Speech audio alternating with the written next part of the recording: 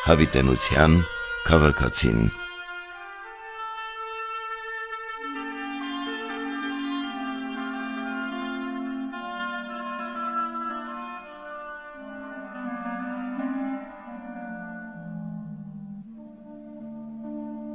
Մարդիկ հեռանում են կյանքից, հետո նաև մեր հուշերից, ասես երբեք էլ չեն եղել։ Ոմանց այնուամենայնիվ հաջողվում է շրջանցել այս իրողությունը, ովքեր շարունակում են մեզանում ապրել իրենց գործերով և նույնիսկ արարել ներկաներում, կերտելու համար ապագան։ Ավազանի անվամբ Նշան Սարգսյանը ծնվեց Քեսաբում 1932-ին, 1977-ից 1995 թվականներին զբաղեցրեց Կիլիկիո կաթողիկոսության աթոռն իբրև Գարեգին II կաթողիկոս, 1995-ից գահակալեց որպես Գարեգին I ամենայն հայոց հայրապետ և 1999-ին հունիսի 29-ին վախճանվեց Սուրբ Էջմիածնում։ Ինչպեսին էր նա երկու կաթողիկոսությունների գահակալը, ինչով էր առանձնահատուկ, ինչ գործունեություն ծավալեց, ինչպես ընկալվեց յուրայինների և օտարների կողմից և ինչպիսի հետք թողեց մեր գրվող պատմության մեջ։ Կենդանի վկայություններ։ Ժամանակակիցների վկայությամբ նա օժտված էր մարդկանց հետ հաղորդակցվելու յուրահատուկ կարողությամբ։ Նրանց հանդեպ ուշադրության արդյունքում որևէ մեկի հետ հանդիպումից անգամ տարիներ անց նա հիշում էր այդ մարդու անունն ու հանդիպման հանգամանքները։ Նրա գեղեցիկ դեմքը անընդհատ բարություն էր ճառագում։ Նա զվարթ էր, աշխույժ, սրամիտ և վերին աստիճանի անմիջական։ Սակայն մի սահման կար, երբ կանգ էր առնում, թույլ չտալով, որպեսզի մարդիկ ներթափանցեին իր հոգու խորքը և այդպիսով ինչ-որ խորհուրդ էր ստեղծվում նրա անձի շուրջ։ Օտար բարձրաստիճան հոգևորականների և պաշտոնյաների հետ հարաբերություններում դրսևորում էր հայ եկեղեցու հոգևոր պետի իր վեհությունը, հարգանք պարտադրում, բայց նաև ցուցաբերում էր եղբայրական հոգի և համեստություն, նրանց ներկայացնելով մեր մշակույթն ու պատմությունը։ Կիլիկիո դպրևանքում լիներ դասավանդելիս, թե համալսարաններում թևի տակ դրված գրքերով, նա մտնում էր լսարան, խոսում ինքնամոռաց,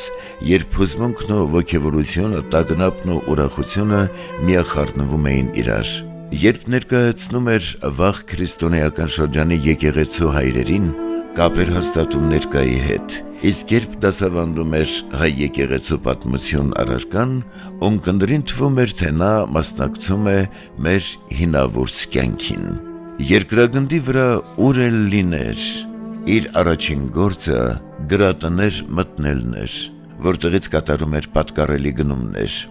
Երբեմն էլ որոշ գրքերից գրառումներ էր անում դեռևս վարդապետական տարիներին կազմված իր մշտական ուղեկիցը հանդիսացող և կարմիր գիրք անունը կրող ստվարաթերթ մի նոթատետրում։ Մեկը մյուսի հետևից նա արագ-արագ բացում էր գրքերի մեկ սկիզբը, մեկ էլ վերջը, չհավանածները դնում էր մի կողմում, հավանածները դարսում մյուսում և վաճառողների ապշած հայացքների ուղեկցությամբ ընդամենը մի քանի վայրկյանում կատարում էր ընտրություն։ Անտիլիասից Երևան այցելելիս ևս իր սիրելի երթուղով Հրազդանի գեղատեսիլ կիրճով անցնելուց հետո իր առաջին պարտքն էր գրախանութներ այցելելը։ Գրքի հանդեպ իր պաշտամունքն արտահայտվում էր հայ գրքին նվիրված քարոզախոսություններով և նույնիսկ գրքերին ձոնված հեղինակած մի գրքով, ինչպես և հրատարակչական իր մոլուցքով։ Հարյուրավոր հեղինակներ էին դիմում գրքեր տպագրելու խնդրանքով, որոնց վեհափառը միշտ էլ ընդունում էր գրկաբաց։ Անտիլիասում հորդառատ անձրևին Գարեգին կաթողիկոսին կարելի էր տեսնել, թե ինչպես է նա իր ճտկավոր կոշիկի մեկը հագին, մյուսով դատարկում կուտակված ջրերը, որպեսզի դրանք հանկարծ չներհոսեին տպարանի տարածք։ Իսկ երբ տասնյակ ռումբեր էին ընկնում կաթողիկոսարանի վրա և բոլոր միաբաններն արդեն պատսպարվել էին գետնահարկում, նա միայնակ մատենադարանում էր, որպեսզի ապահով վայր տեղափոխեր թանկարժեք ձեռագրերը։ Նրա աշխատասենյակի դռները բոլորի առջև մշտապես բաց էին, մինչև ուշ գիշեր, լույսը վառ, բայց առավոտյան նա պարտադիր մասնակցում էր ժամերկությանը։ Գարեգին կաթողիկոսն այնպես հնչեղ ձայնով էր քարոզում, որ նրա ձայնը կարող էր հավիտյան մնալ ունկնդրի ականջներում և իր կառուցողական ներգործությամբ այդ մարդու կյանքը վերափոխեր։ Նրա խոսքը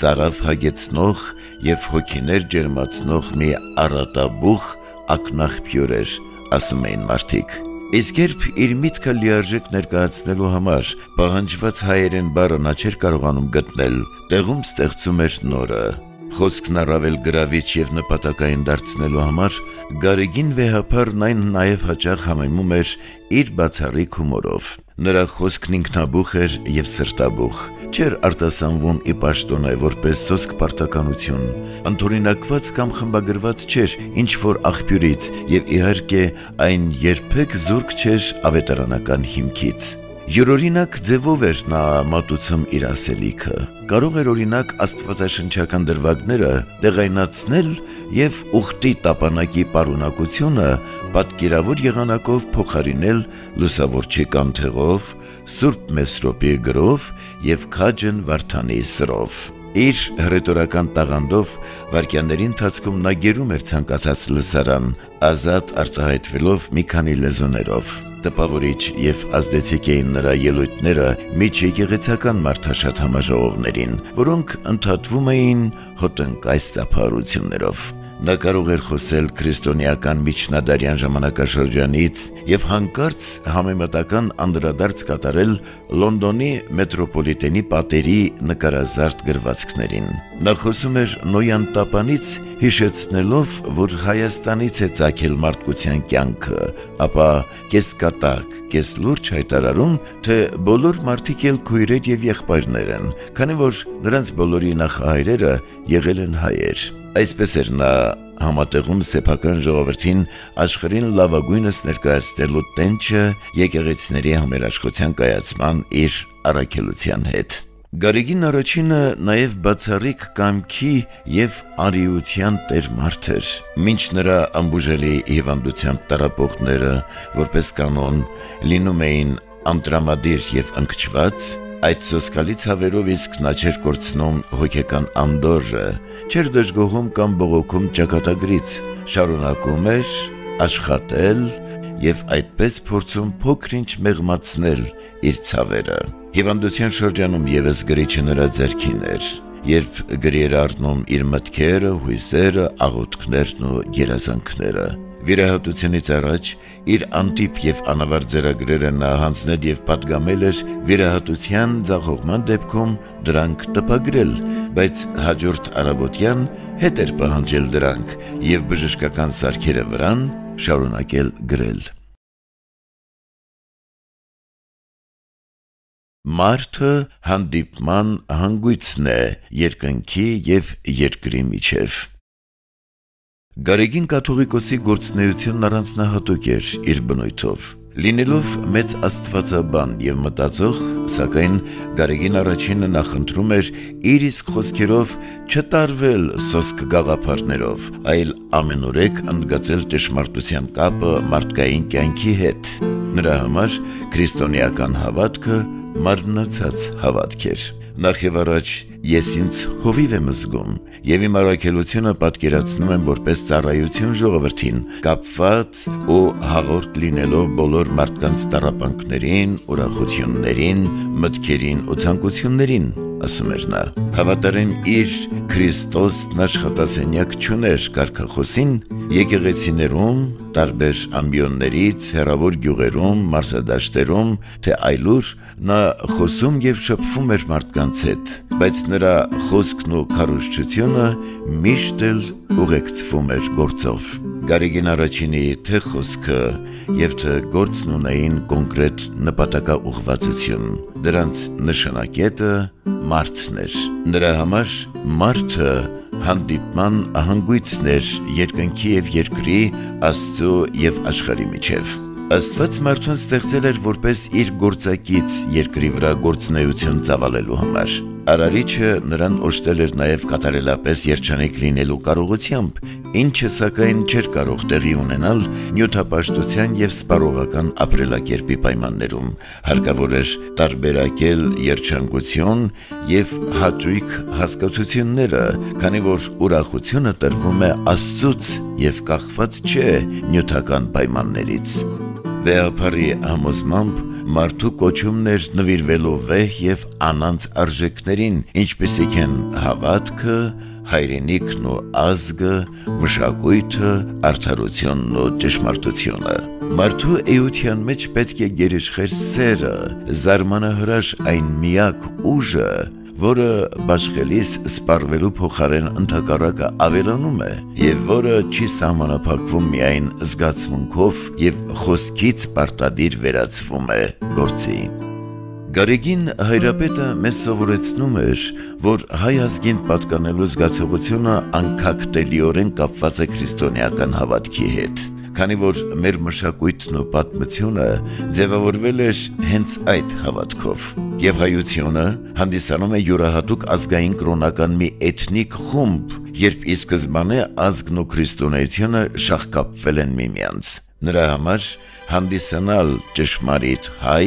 նշանակում էր լինել նաև ճշմարիտ քրիստոնյա, եւ սրանով է պայմանավորված, որ Գարեգին կաթողիկոսը չափազանց ակտիվ էր միջեկեղեցական բեմահարթակներում եւ մեծագույն եռանդ էր ցուցաբերում, որպեսզի աշխարհի եկեղեցիներն ու քրիստոնյաները չշեղվեին Քրիստոսի մատնանշած ուղուց։ Աշխարհում լայնորեն ճանաչված էկումենիկ մեծ գործիչն ու առաջնորդն իր միջեկեղեցական բազմաբեղուն գործունեության ընթացքում քարոզում էր, որ քրիստոնեական հավատքը փիլիսոփայություն չէ, եւ այն պետք է հստակորեն դրսևորվի կյանքում մարդկանց հանդեպ մատուցած ծառայությամբ ու գործերով։ Նա հիշեցնում էր, որ Հիսուս Քրիստոսն ինքը ներգրավված էր մարդկանց կյանքում, իրեն նույնացնում էր նրանց հետ եւ հորդորում, որպեսզի հոգեվորականությունն աշխարհում վերադառնա դրան եւ որպեսզի եկեղեցիների գործունեության մեջ ընդգծվի շարժումը, քան միջնադարին բնորոշ վարչական աշխատավոճը։ Մենք քրիստոնյաներս հաճախ դարձել ենք ձևական քրիստոնյաներ եւ վավերական ուժական հավատքը մեզ պակասում է աշխարհիկ մշակույթին մեր պատկանելության պատճառով, ասում էր նա միջազգային բարձր ամբիոններից։ Եվ ժամանակակից աշխարհում, երբ գիտական, արդյունաբերական եւ տնտեսական առաջընթացը մարդուն ներշնչել էր ամենազորության զգացում, երբ ծայրահեղ աշխարհականացման պատճառով Աստծո ներկայությունը նրա կյանքում անտեսվում էր կամ էլ բացառվում, հարկավոր էր, որպեսզի քրիստոնյաները խմոր դառնան, աղ դառնան եւ ոչ թե աշխարհի հետ նույնանան։ Ժամանակն էր վերապրելու քրիստոնեության ինքնությունը, բյուրեղությունն ու հարազատությունը, որպիսին այն եղել էր ի սկզբանե։ Իր ժողովրդի առաջնորդն ու ծառան։ Հայոց երկնակամարում իր ժողովրդի իմաստուն առաջնորդն էր Գարեգին կաթողիկոսը, նրա նվիրյալ ծառան։ Աշխարհացրիվ հայության շրջանում, որտեղ էլ որ ծառայելիս լիներ, Լիբանանում, Իրանում, Միացյալ Նահանգներում, թե այլուր, նա հայությանը քարոզում էր լինել ուխտի ժողովուրդ, հավատարիմ Աստծուն եւ ազգին։ Հորդորում էր նվիրվել հոգևոր արժեքներին, ազգային ավանդույթներին, մշակույթին, հայ գրքին եւ զգուշանալ արևմտյան կենցաղակերպի աշխարհայնապաշտական եւ սպառողական բարքերից, որոնք պակաս վտանգավոր չէին, քան արտաքին թշնամին։ Նա հիշեցնում էր, որ անգամ հռոմեական հզոր կայսրությունը կործանվեց, քանի որ հռոմեացին մոռացավ իր մեռելներին, կտրվեց իր արմատներից եւ իրեն հանձնեց խնջույքներին։ Չլինել եսասեր, լոկ նյութականով գոհացող եւ այդպես կյանքից անհետ հեռացող մի արարած, ինչպես Աստվածաշնչում Սաղմոսերքուն է ասում, ում օրերը խոտի կնմանին, կբուսնին, կծաղկին,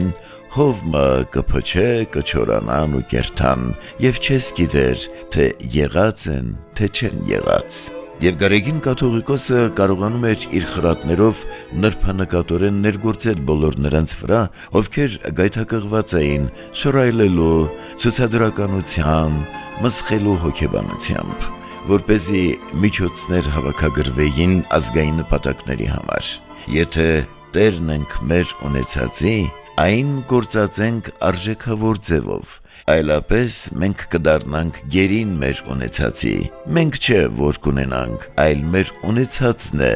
որ մեզ կունենա, ասում էր նա։ Կիլիկիո կաթողիկոսության գրեթե ամբողջ շրջանում Լիբանանի քաղաքացիական պատերազմն էր, բայց այդ իսկ պայմաններում վեհապարը կարողացավ ծաղկեցնել կաթողիկոսության հոգևոր և մշակութային կյանքը։ Մարդիկ կանգնած էին կյանքի ու մահվան խնդրի առջև, սակայն իր ազդեցիկ խոսքով և բեղուն գրչով նրան հաջողվեց ժողովրդին ցնոցել նվիրական գաղափարներով և ազգային հոգևոր մշտնջենական արժեքների տեսլականով։ Եվ շնորհիվ նրա Լիբանանահայությունը միակն էր այդ բազմամշակույթ երկրում, ով գրեթե անկորուս դուրս եկավ երկարատև այդ պատերազմից։ Իր բարձր հեղինակությամբ, յուրայինների և այլոց հետ հաղորդակցվելու նրա բացառիկ կարողությամբ, միջազգային ամենաբարձր հարթակներում իսկ համայն հայության ազգային նպատակների ու շահերի նվիրյալ պաշտպանն էր նա։ Վեհապարը նախաձեռնեց նաև, որպեսզի Կիլիկիո աթոռի ու Սուրբ Էջմիածնի միջև ի վերջո տասնամյակներ անց հաստատվեին բարիդրացիական և բարեկամական հարաբերություններ։ Նրա գործունեությունը մշտապես ուղղված էր տարատեսակ ներազգային և ներքաղաքական տարաձայնությունների հարթեցմանը, Սպիտակի երկրաշարժի, Հայաստանի անկախացման գործընթացի առաջին իսկ օրերից մինչ հայրենիքում իր հաստատվելը, նա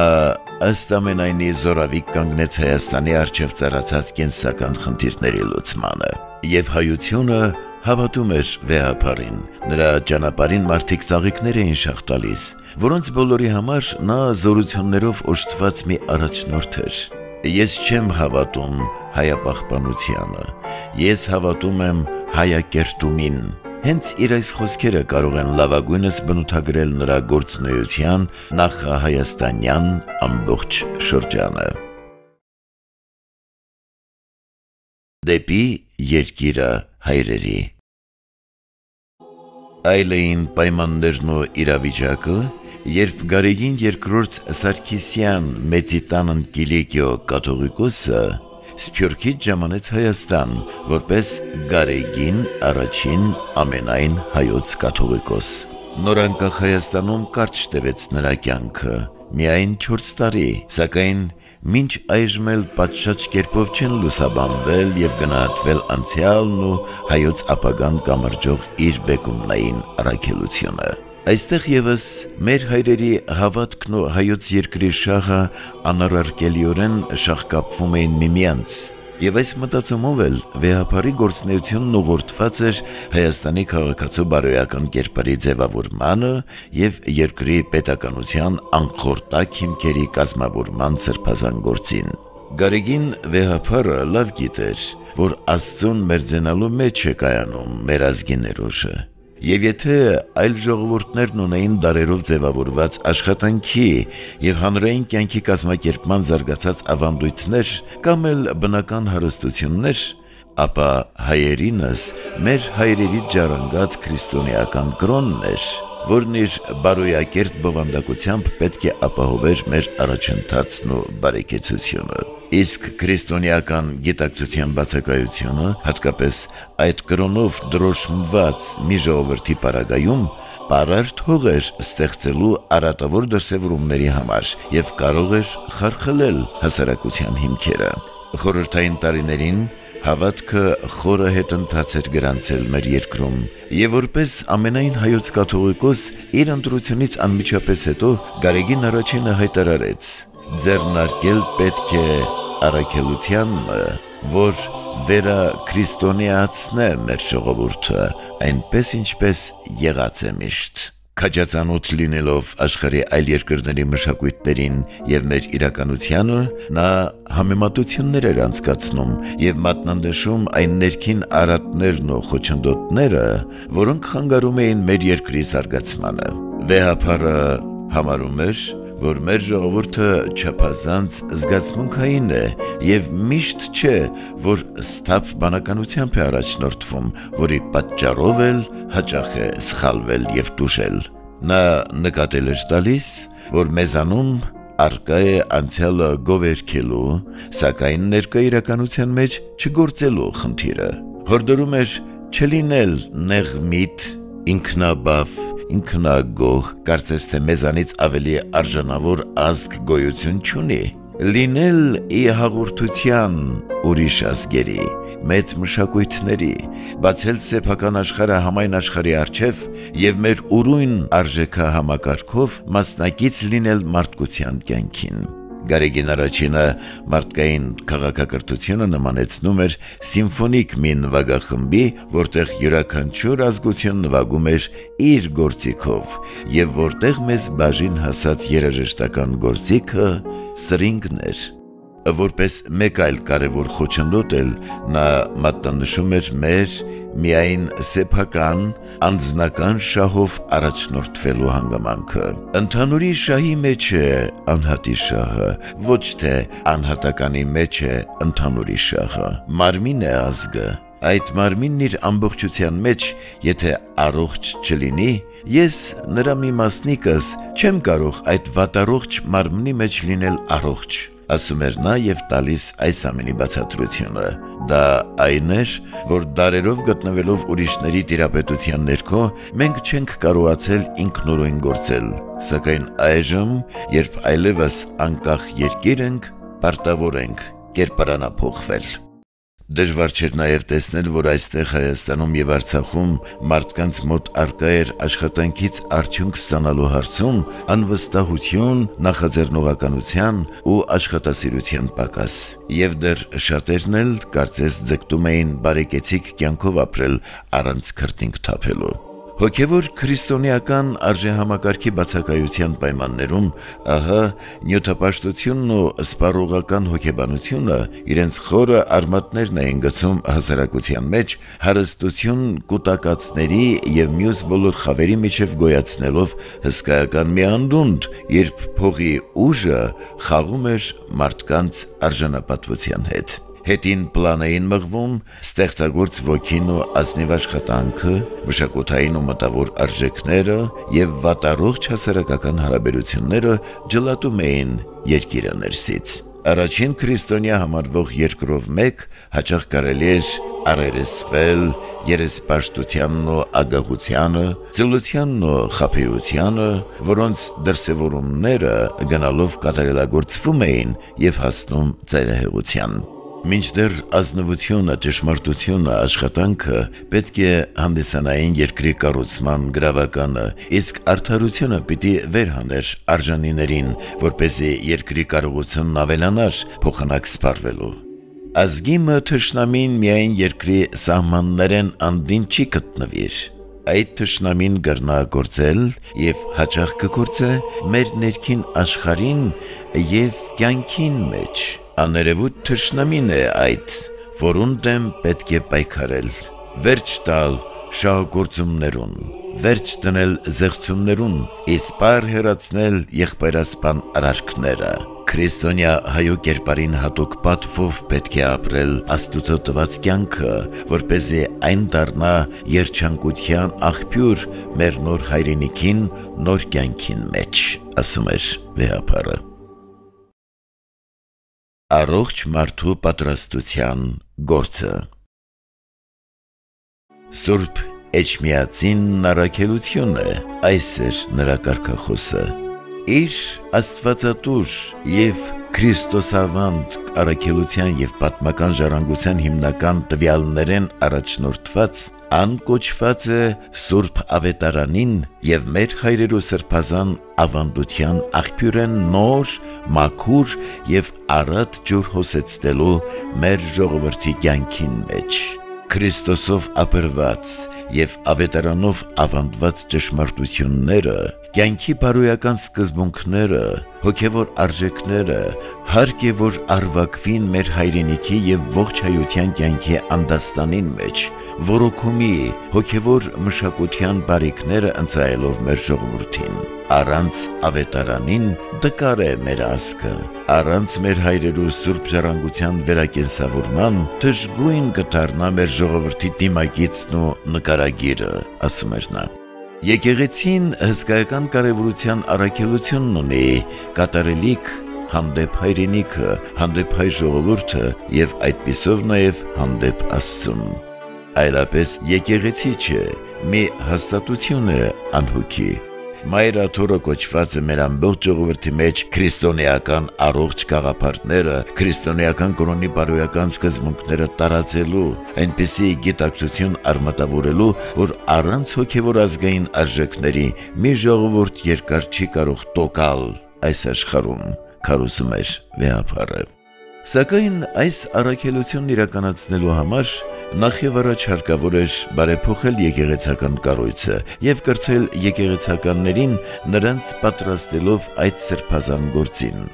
Նա հոգևորականներին հորդորում էր արժանի լինել իրենց կոչմանը, լինել հոգու մարդ, լինել ինքնամոռաց եւ ծառայությանը նվիրված։ Եկեք լինենք հավատարիմ մեր եկեղեցականի ինքնատիպ ինքնությանը։ Թող վերանորոգության շունչը մեզանից սկսվի, դիմում էր նա նրանց։ Գարեգին առաջինը վերակառուցեց եւ վերաբացեց Գևորգյան հոգևոր ճեմարանը, բազմապատկեց ուսանողների թվականակը։ Եկեղեցին հուշարձան չէ, հաճախ էր կրկնում նա, քանի որ մարդկանց գիտակցության մեջ այն վաղուց արդեն ձեռք էր բերել այդպիսի իմաստ։ Վեհապարը վերանորոգում եւ կյանքի էր կոչում պատմական մեր վանքերն ու եկեղեցիները, կառուցում նորերը եւ երիտասարդ հոգևորականներին խումբ գործողում այնտեղ։ Եկեղեցին պետք է վերադառնար իր պատմական դերակատարությանը, ինչպիսին հանդիսացել էր դարեր շարունակ։ Իր նախաձեռնությամբ Հայաստանի Հանրապետության զինված ուժերում նույնպես ստեղծվում է հոգևոր առաջնորդություն, որպեսզի եկեղեցու սպասավորները, ինչպես որ դա տեղի էր ունենում դեռևս Վարդանանց պատերազմի տարիներին, մշտապես լինեին մեր զինվորների կողքին։ Գարեգին առաջին հայրապետի համար ամենակենսական եւ անհետաձգելի գործը առողջ մարդու պատրաստության հարցն էր։ Ազգի ուժը որտեղ կկայանա, իր դրամի մեջ, իր զենքի, ոչ, իր բարոյական, իր գիտակցական, մարդկային, հոգևոր ըմբռնումին մեջն է ազգի ուժը։ Դրամը մեկի ձեռքում կարող է բարյաց աղբյուր լինել, մեկ ուրիշի ձեռքում չարյաց աղբյուր։ Զենքը մեկին կարող է հերոս դարձնել, իսկ մյուսին ոչրագործ։ Հետևաբար մարդն է կարևորը, ազգի մեջ բարոյական ըմբռնումն է կարևորը։ Եթե ինձ հարցնեն, թե որոնք են առաջին, երկրորդ եւ երրորդ կարիքները Հայաստանի, ապա 3 անգամն էլ նույն պատասխանը պիտի տամ. մարդն է, մարդն է, մարդը, համոզված էր նա։ Մարդու պատրաստության անհետաձգելի այս գործում անհրաժեշտ էր Հայաստանում վերափոխել կրթական համակարգը, որում անտեսված էր մարդու դաստիարակության գործառույթը։ Այնինչ հենց ուղեղը մարզված, սակայն բարոյական արժեքներ չճանաչող քաղաքացին է առաջին հերթին վտանգ ներկայացնում երկրի համար։ Այս մտահոգությամբ Գարեգին առաջինը Սուրբ Գայանե վանքում հիմնեց քրիստոնեական դաստիարակության եւ քարոզչության կենտրոն, որի նպատակն էր աշխարհականներին քարոզչական աշխատանքներում ներգրավելն ու Հայաստանի դպրոցներում կրոնի ուսուցիչներ պատրաստելը։ Դպրոցը կրթական օջախ է, որ մարդը սովորում է մարդ լինել, հայը սովորում է հայ լինել։ Մի խոսքով մեր մարդկային եւ ազգային ինքնության, ով լինելու պատրաստության օջախը դպրոցն է, եւ այն ազգը, որ դպրոցին մեծ կարևորություն չի տալիս, անձնասպանություն է գործում, ասում էր նա։ Հասարակությանն ուղված իր ուղերձներում Գարեգին առաջին կաթողիկոսը հատուկ կարևորություն էր տալիս աշխատանքի գործոնին, քանի որ միայն տքնաջան աշխատանքի արդյունքում կարող էր կառուցվել մեր երկիրը։ Աշխատանքը սուրբ է եւ սրբարար, Աստծո անեծքը օրհնություն։ Աստված մարդը անիծեց, ասաց ճակատիդ քրտինքով պիտի ուտես քո հացը, եւ դա եղավ մարդուն օրհնություն։ Մենք աշխատանքի պետք ունենք, գործի պետք ունենք, ուրեմն վերջ խոսքին, նվազում խոսքի եւ առատացում գործի, դեղատվություն խոսքի, մակընթացություն գործի։ Այս թող լինի մեր այսօրվա նշանաբանը, հորդորում էր նա ամենքիս եւ ավելացնում. մեր ազատագրության պայքարի մեջ արյունն ավելի թափվեց, քան մեր քրտինքը։ Այսօր մեր քրտինքն ավելի պետք է թափվի, եւ եթե պետք լինի, արյունը չենք խնայի, սակայն քրտինքն է այժմ հայրենաշինության հեղուկը։ Մեր Հայաստան աշխարհում հարկ է ստեղծել ներդաշնակություն, հոգևոր եւ նյութեղեն իրականությունների միջև, միշտ բարձր պահելով հոգևորի գերիշխանությունը, ուսուցանում էր Գարեգին կաթողիկոսը։ Նրա կարծիքով անտարբերությունը մահացու մեղք էր։ Մենք չենք ստեղծվել աննպատակ։ Մենք ստեղծվել ենք, որպեսզի ուրախության մեջ կատարելապես պայծառանանք, բայց երջանկությունը եսասիրություն չէ, ոչ էլ ինքնամփոփվածություն, ընդհակառակը երջանկության տիրանալ նշանակում է դուրս գալ եսից, գնալ դեպի ուրիշները, ասում էր նա եւ հետեւյալ խոսքերով ձևակերպում իրական երջանկության բանաձևը։ Քո երջանկությունը մեկն է, իսկ ուրիշին քեզանից տալով կրկնապատիկ, որովհետև նրա երջանկությունը կավելանա քո երջանկության վրա, այս է քրիստոնեական հավատքի դասը։ Հայաստանում քրիստոնեության ընդունման 1700-ամյակը մեր ժողովրդի համար Գարեգին առաջինը համարում էր նոր հոգեգալուստ, որի տոնակատարության նախապատրաստման գործում նա հսկայական ներդրում ունեցավ։ Նրա համոզմամբ այն պետք է հանդիսանար ոչ միայն մեզ համար պատվաբեր մի տոնակատարություն, այլև ամբողջ քրիստոնյա աշխարհի համար արժեքավոր մի իրադարձություն, որով մենք մեր ծառայությունն ենք մատուցել համայն աշխարհին եւ այս ճանապարհով նաեւ մեկ եւ ընդհանուր Աստծուն։ Եվ աշխարհն այլևս մեզ չպետք է ճանաչեր որպես մի խեղճ ժողովուրդ, այլ որպես նորոգվող, իր յուրահատուկ դիմագծով աշխարհի կյանքին մասնակցող եւ պայծառակերպվող մի ազգ։ 20-րդ դարը սկսվեց արյունով ու ողբով եւ վերջանում է անկախությամբ, խավարե ի լույս, խաչելությունից ի հարություն։ Ախ, ժողովուրդ, կարողանանք այս հարությունը արժևորել մեր կյանքում, դիմում էր նա մեզ։ Ունկնդիր լինելով Գարեգին առաջինին։ Գարեգին առաջինի խոսքն այսօր էլ կենսական է եւ արդիական։ Արդիական է թերևս պայմանավորված երկու գործոններով։ Նախ նրա իմաստության եւ հեռատեսության շնորհիվ, եւ ապա այս տևական ժամանակահատվածում մեր ներքին արատները չնկատելու եւ չսրբագրելու հետևանքով ունկնդիր լինենք Գարեգին առաջինին։ Մեկ բան ես կուզեմ ձեզի հետ այսօրվա ձեր հացին եւ աղին հետ բաժնել. ոչ գովենք եւ ոչ էլ պարսավենք, այլ կառուցենք։ Այս անձը, այս կազմակերպությունը, այս հաստատությունը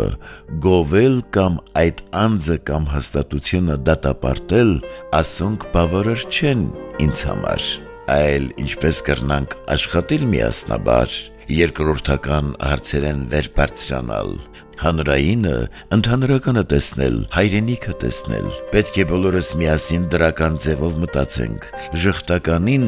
ժխտականը ասենք, բայց հոն կանք չառնենք, ժխտականը դրականին վերածելու մասին մտածենք։ Եթե պիտի տկարանա մեր հայրենիքը, ուրիշներին մեկս մյուսին մեղադրելով ինչ երած կլինենք։ Տոնականդվել են ետքը պատասխանատվություններու մասին վիճելը պատմության հարց է այլևս։ Հիմա կարևորը պատմություն կերտելն է, հայրենիքը վերաշինելն է եւ այս մոտեցումով փոխանակ խոսելու, փոխանակ գրելու աշխատենք եւ գործենք։ Ես մեծ հույսով, անկեղծ սպասումով կուզեմ, որ այլևս հայրենասիրություն բառը նոր անուն մը առնե, հայրենաշինություն։ Հայրենասիրությունը զգացումի հարց է, հայրենաշինությունը կյանքի, գործի հարց է։ Եվ նույնիսկ Հիսուսն ինչ ասավ. եթե ինձ էլ չեք հավատում, գործերին հավատացեք։ Գործն է փորձաքարը ճշմարտության, ապրումներու հարազատության, վավերականության և անկեղծության։ Եթե մենք քրիստոնյա ազգ ենք բառին իրավ և ամբողջական իմաստով և ոչ թե սոսկ պատմական տվյալներով և ձևական, անվանական եղանակով, եթե հավատարիմ ենք մեր ազգի 1700-ամյա պատմության ոգին և ուղիին, մեր հայրերու սուրբ ավանդության, եթե նայիլ գիտենք դեպի հայոց ապագան, ուրիշ ճանապարհ չկա մեզի համար, բայց միայն սիրո ճանապարհը, Քրիստոսի ճանապարհը, որուն մեջ են եթե քալենք, իրարմով զորացած կլանք և զորացուցած կլանք մեր ազգը։ Մեկ կողմ շպրտենք նեղմիտ, մասնակի, կողմնակցական, խմբակցային նկատումները և շահերը և սիրո կապով մեր սրտերը և ձեռքերը իրար միացուցած քայլենք ճշմարտորեն որպես մեկ ազգ։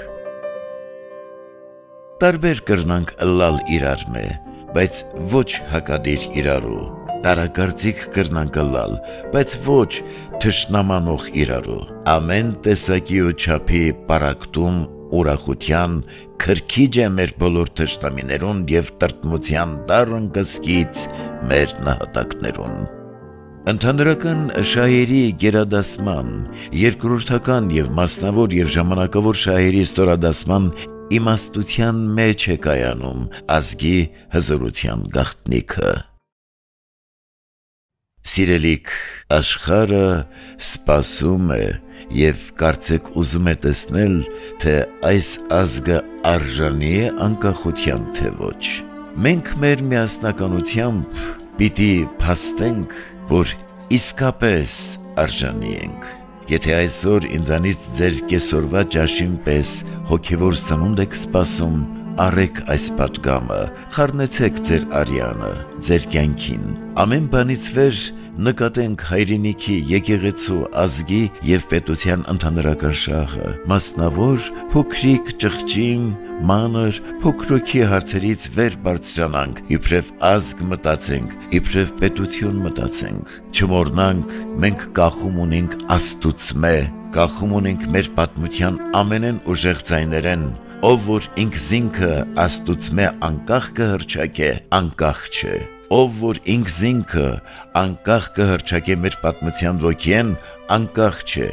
գերին է ինքն իրեն, իր փառասիրություններուն, իր կմահաճույքներուն և այլ կարգի անհատապաշտական զգացումներուն։ Անկախ ենք անոնցմե, որոնք կուզեն մեզ իրենցմե կախյալ անել, ըսի, բայց մենք կապված ենք Աստուծո և կապված ենք մեր հայրենիքին և եկեղեցին, անոնցմե կախում ունենք և պատիվ ունենք կախում ունեցած ըլլալու այդ գիտակցության համար։ Այժմ մենք մեր երկրի տերն ենք, բայց իբր տեր պարտավոր ենք ծառայել այս երկրին։ Հենց դա է ասել ու արել Հիսուսը, նա լվացել է առաքյալների ոտքերը, նա որ ուսուցիչն էր ու տերը, ասել է, որ եկել է ծառայելու և ոչ թե ծառայություն ընդունելու։ Իբրև ամենայն հայոց կաթողիկոս այս 3 տարիների ընթացքում մեր կյանքը պատասխանատվության շաղախով միախառնելով մեր ժողովրդի կյանքին, անձնապես համոզվեցինք, որ մեր վերանկախացյալ հայրենիքի առաջնահերթային կարիքը մարդու կարիքն է, ճշմարիտ, վավերական, պարկեշտ մարդու, Աստծո պատկերնին մեջ անաղարտ և կենթանի պահող մարդու, հայրենիքը և ազգն իր անհատական անձից վեր դասել գիտցող մարդու, ընդհանրական շահը մասնավոր ու խմբակցական շահերից գերադասել իմացող մարդու, հանրային ժողովրդանվեր և հայրենաշինական պարտավորությունն անձնակենտրոն շահից գերակա ճանաչող և ըստ այնմ արժեցնող մարդու, ով ուզես լինի նա, հոգևորական կամ պետական, կամ հասարակական սպասավոր եւ կամ պարզ քաղաքացի։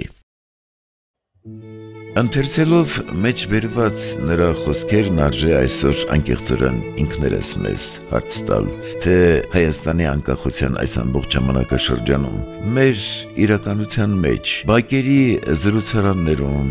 լրատվամիջոցներում, սոցիալական հարթակներում, հեռուստատեսությամբ եւ զանազան ամբիոններից փոքրից մինչեւ մեծ յուրաքանչյուրիս հնչեցրած հայրենասիրական խոսքերի կամ կոչերի որ մասն են ուղեկցվել գործերով։ Եվ որն ամենակարևորն է, այդ գործերը կշռելիս կշարքի նժերը որքանով է անձնակենտրոն, մասնավոր կամ խմբակային շահերի իր դիրքից ծանրացել դեպի ընդհանրական, ազգայինը, դեպի հայրենիքը։ Ու եթե այսքան տարիների ընթացքում փաստորեն մեզանում այդպես էլ շատ բան չի փոխվել, ապա որն է այն երաշխիքը, որ այդ փոփոխությունը տեղի կունենա երբևէ։ Իսկ փոփոխության ուղին մեզ նույնպես բացահայտել էր լուսահոգի հայրապետը, դա սեփական պատմությանը միախառնված եւ հայրերի ջեռանգած մեր հարազատ քրիստոնեական արժեհամակարգն է, որին պետք է ապավինել ամենայն անկեղծությամբ, պատասխանատվությամբ ու նվիրումով։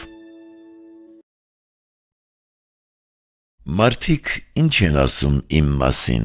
ով եմ ես։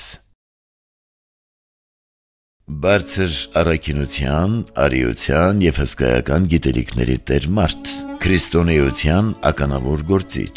իմաստության եւ ներշնչանքի աղբյուր, համաշխարհային եկեղեցական շրջանակներում պարզության եւ եռանդի ձայն, ամբողջ քրիստոնյա աշխարհի իմաստուն առաջնորդ, արդարության եւ խաղաղության պաշտպան։ Այսպես էին պետությունների ղեկավարներն արտահայտվում լուսահոգի մեր հայրապետի մասին։ Իսկ ստորև գնահատանքի այն խոսքերն են, որոնց հեղինակները աշխարհի եկեղեցիների առաջնորդներն էին։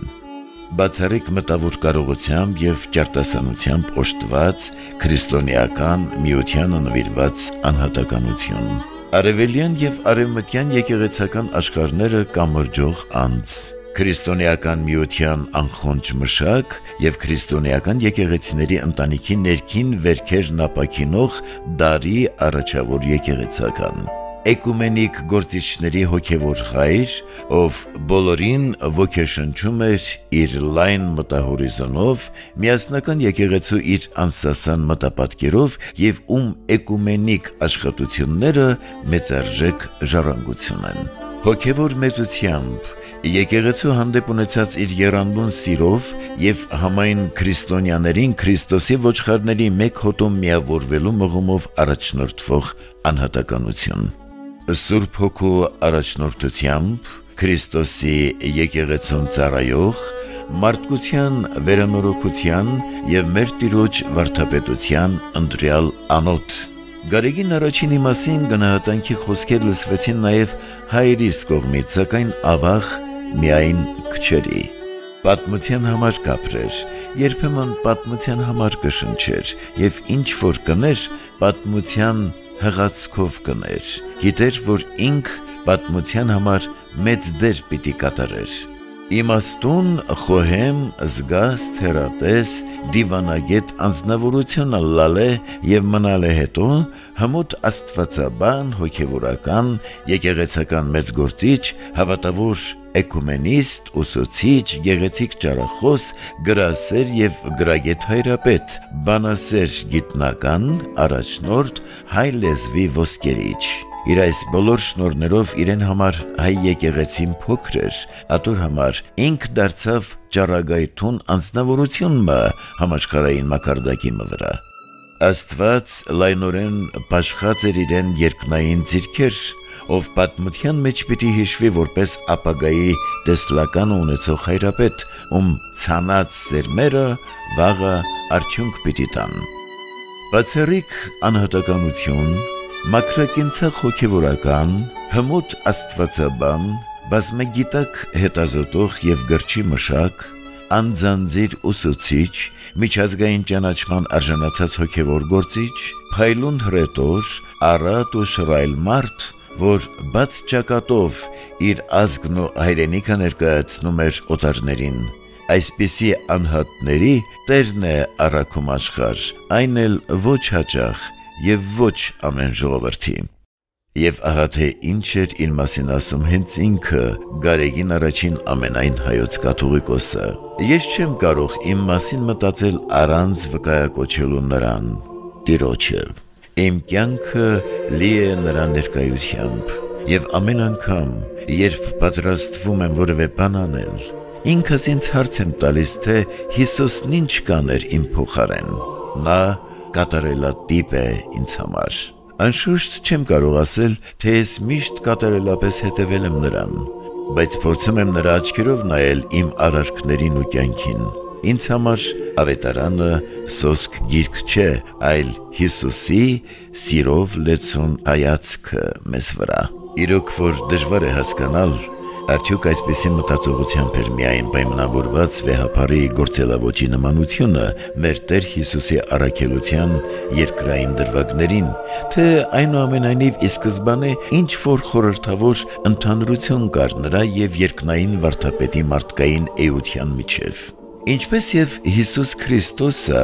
նա շրջեց իր ժողովրդի մեջ քաղաքներով ու գյուղերով, քարոզեց տաճարներում եւ հրապարակներում, նրան հիմնականում շրջապատեցին պարզ ու հասարակ մարդիկ։ Նա ջանաց իր ժողովրդին մոտեցնել իրենց հայրերի Աստծուն եւ ինչպես իշխանավորների, դպիրների եւ փարիսեցիների պարագայում էր ավետարանում, նա մեր հանրությանն ու եկեղեցականներին ձևապաշտությունից ուղղորդեց դեպի ճշմարիտ հավատք, ի ծառայություն մարդուն եւ ազգին։ Նա նաեւ չհասկացվեց ու չընկալվեց սեփական ժողովրդի կողմից ու տառապանքներով էլ հեռացավ կյանքից։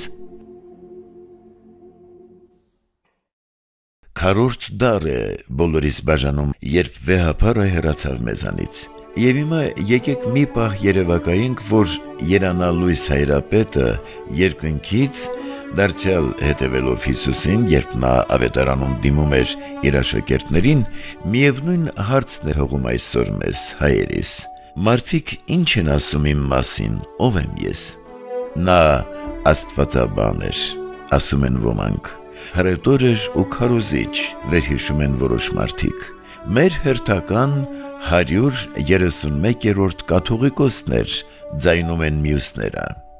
Բայց ահա համատարած այս անտարբերության մեջ հանկարծ լսվում է օտարազգի մարդու մի ձայն։ Գարեգին առաջինը մեծ անհատականություն էր, սակայն Հայաստանում նրան ըստ արժանվույն չգնահատեցին։ Այդպես են վարվել մարգարեների հետ, այդպես է լինում նրանց պարագայում, ովքեր շատ ավելի առաջ են անցնում իրենց դարաշրջանից։ Ջովաննի Գուայտան իտալացի պատմաբան էր եւ գրող, հեղինակը վեհապարի հետ ծավալուն հարցազրույցների այն գրքի, որը թարգմանվեց մի քանի լեզուներով, մեզ եւ աշխարհին ճանաչել տալու այդ մեծ հային։ Խոսքերը քաղված են վերջերս Մոսկվայում վերահրատարակված հենց այդ գրքի նոր առաջաբանից։ Կաթողիկոսից ներշնչված իտալացին ուսումնասիրեց եւ սիրեց Հայաստանը, գրեց նրա մասին գրքեր եւ դեռ ինքն էլ նվիրվեց հոգեվոր ծառայությանը, շարունակ հիշելով վեհապարին եւ նրա խոսքերը, որոնք օգնում էին նույնիսկ անբուժելի հիվանդությամբ տառապող մարդկանց։ Մարգարեն հարգված անձ է, բայց ոչ իր գավառում, իր ազգատողմի եւ իր տան մեջ, ասում է Հիսուս Քրիստոսն ավետարանում։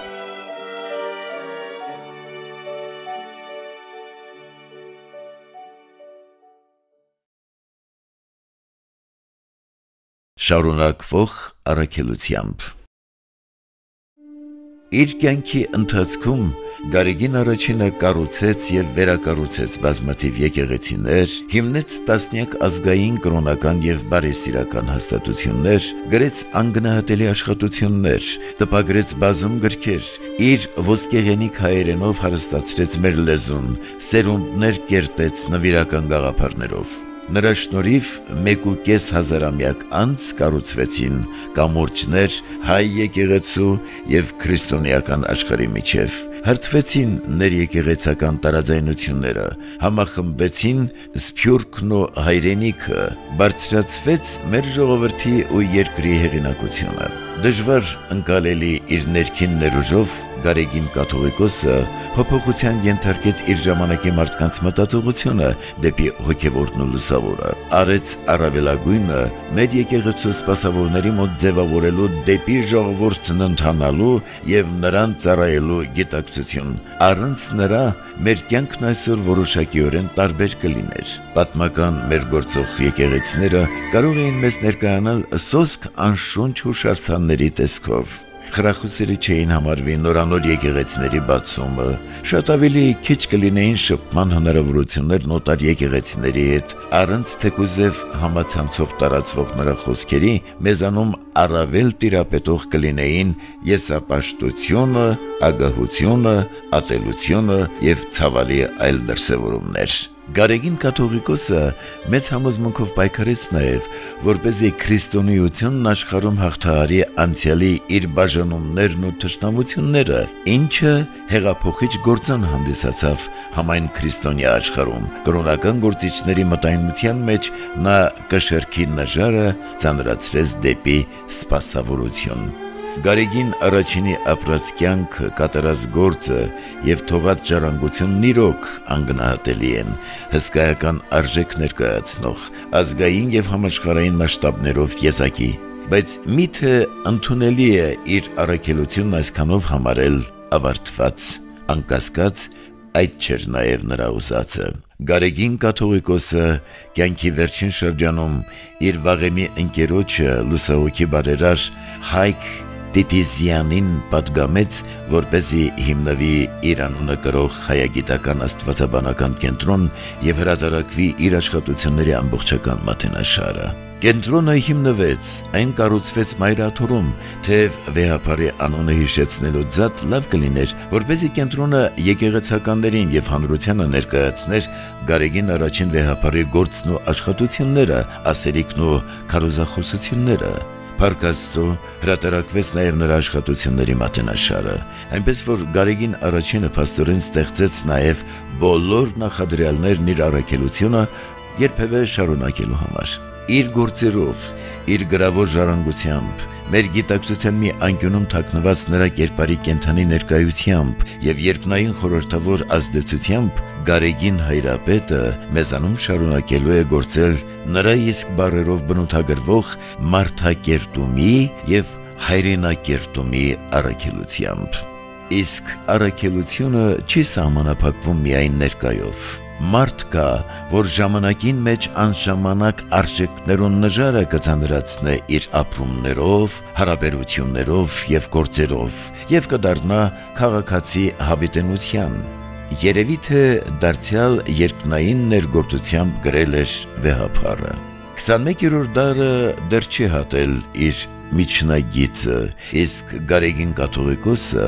ներկա հարյուրամյակում մարդկության կյանքում նշմարում էր արշալույս, հոգևոր զարթոնք, արարչի ներկայության վերադարձ դեպի արարվածներիս կյանք։ Նա տեսնում էր դրանց նախանշանները կամ աստվածաշնչական արտահայտությամբ ասած ժամանակի նշանները։ Անկասկած Գարեգին առաջինը պատկերացնում էր, որ այս ամենը նախևառաջ տեղի է ունենալու իր երազած Հայաստանում, ուր տիրելու է սերը, աշխատանքն ու մնայուն խաղաղությունը։ Գուցե նաև գիտեր, որ ինչպես եդեմական եւ համաշխարհային ջրհեղեղի ժամանակներում էր մարդկությունն առաջացել եւ ապա փրկագործվել այս երկրում, ինչպես քրիստոնեական կրոնն էր իր խորը արմատները տարածել այստեղ, միևնույն նախախնամությամբ նաև մարդկության իրական երջանկությունն էր ծագելու Հայաստանից ամենուր տարածվելու հեռանկարով։ Չէ որ նա ուղարկյալ մի մարգարե էր ի Հայաստան աշխարհ, նրա մշտաբնակ հավիտենության քաղաքացին եւ նաեւ գործի մարդ, ով չէր սիրում սկսված գործը թողնել կիսատ։